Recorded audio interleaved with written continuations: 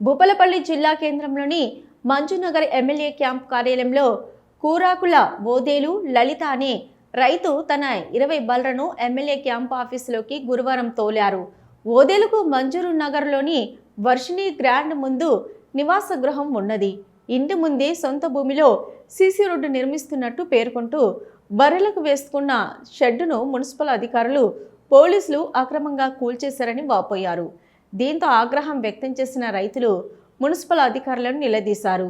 MLA కూల్చమంటే కూల్చమని చెప్పడంతో ఆగ్రహంతో మంజునగర్లోని MLA camp కార్యాలయంలో బర్రెలను తోలి నిరసన వ్యక్తం చేశారు.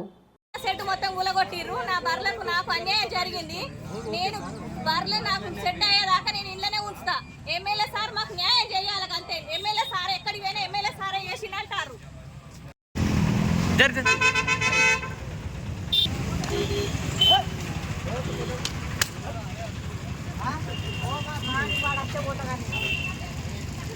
అలా షెడ్ కూడా కొట్టి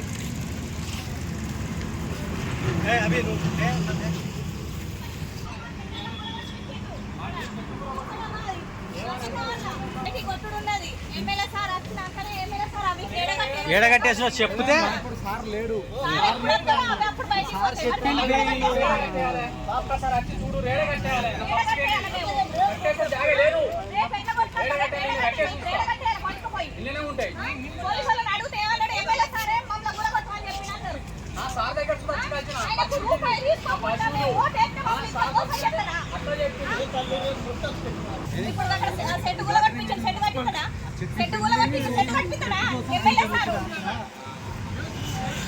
స్కూల్ దారాని స్కూల్ వరకు